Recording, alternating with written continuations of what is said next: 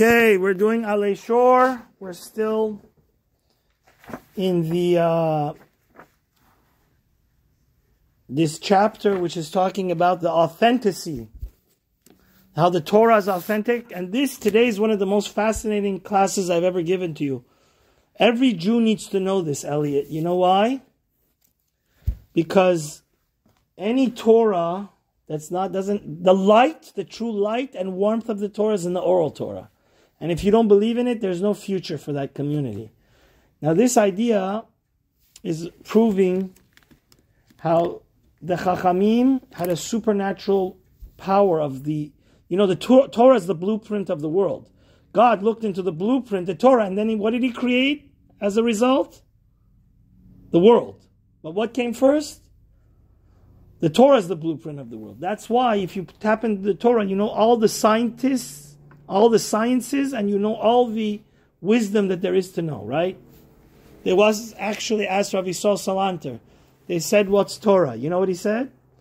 He said, Torah is biology, Torah is psychology, Torah is spirituality, Torah is everything. You understand?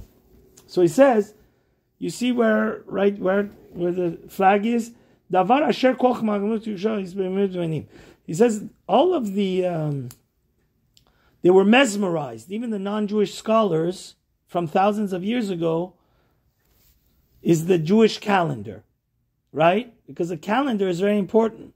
You know the Muslims, the Havdil ben Kodesh Lechol, their holy day Ramadan, sometimes in the winter, sometimes in the summer, sometimes in the spring. But Baruch Hashem, we have an extra Adar like this year, and our calendar is fascinating.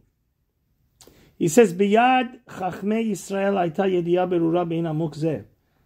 He says the Jews had an unbelievable, even more sophisticated than NASA today, understanding of astrology. You listening? Why? How did they know better than NASA? Because you know what?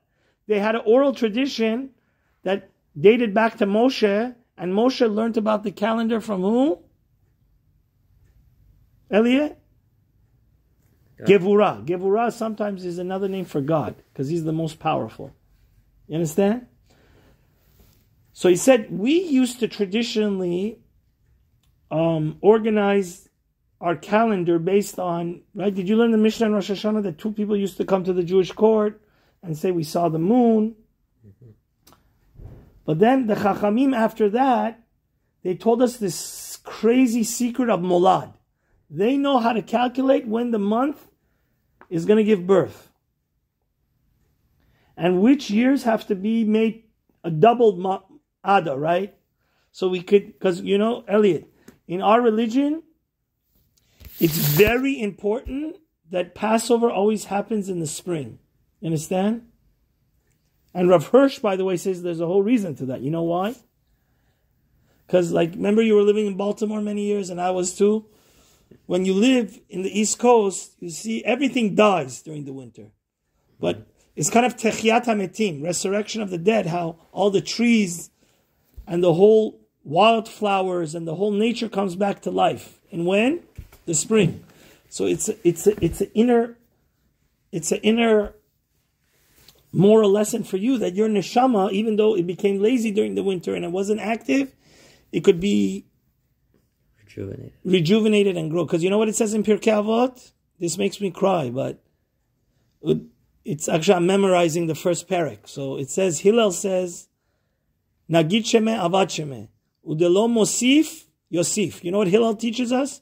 Somebody that doesn't want to get better and learn more Torah and become more spiritually elevated, he's going to die out. His neshama.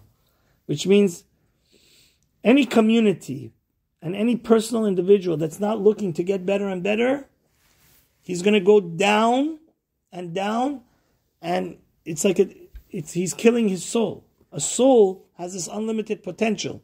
When you just want to stay the same, so that's why our calendar guarantees that just like nature becomes free again, becomes alive again through the snow, it becomes green again it's robust again in the spring. Also, our internal soul needs to grow and wake up again. So it's very important that Pesach always, but how can we guarantee that? It's through the secret of Molad.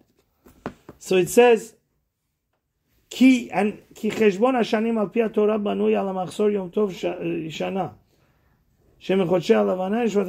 See, we have a great thing, Elliot, going for us. The Chachamim, through their godly wisdom teaches us that we use two calendars. We go lunar and solar, right? So Yom Kippur is always going to be in the what? Fall, towards the autumn. Tisha B'Av is going to be always what? In the summer.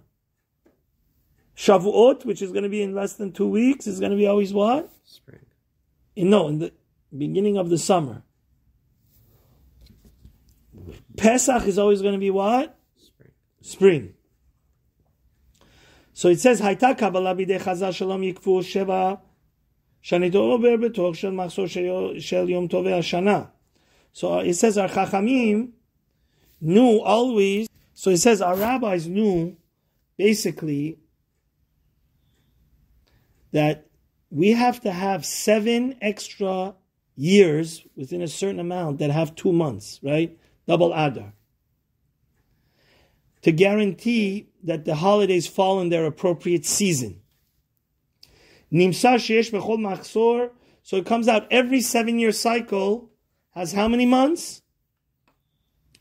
235 months, which are 6,939 and 2/3 days, and 595 seconds. Look how exact it is. This is not a proof that the oral Torah is godly? And this is the 19 years of the solar cycle, which you can't add or subtract from. Now, how did they know that every 19 years has exactly 200, right? 35 months and this many seconds and this many days? So he says, they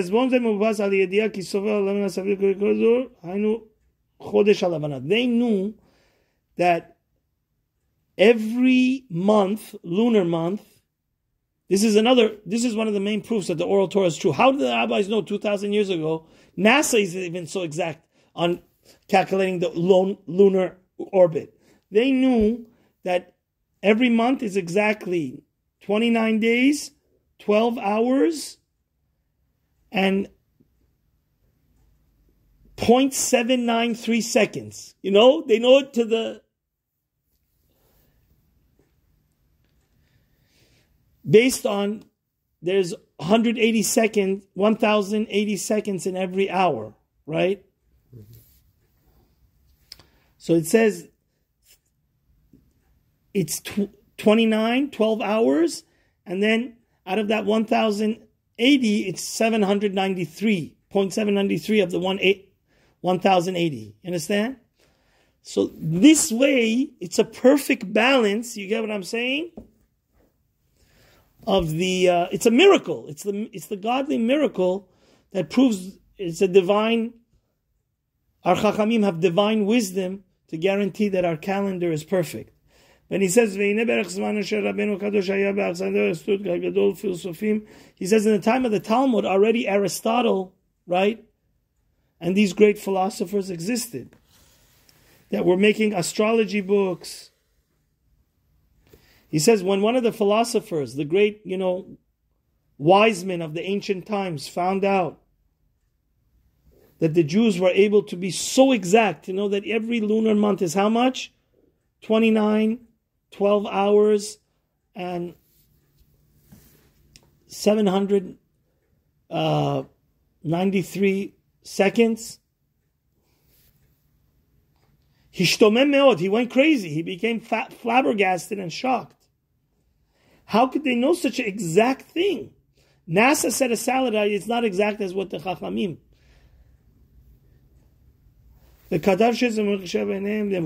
So this philosopher said in ancient times that this proves that what? They had a spiritual, their prophecy. Their prophecy was divine. Who writes this? the treasurer of the Spanish kingdom, the Rabbi Dan Yitzchak Abar Benel, in Parshat Bo. So he says, this, the Jewish calendar, is a concrete proof that what? That we have a direct connection with the creator of the world. Who could tell you so exact how much the orbit of the sun and the moon is? You know who could tell you?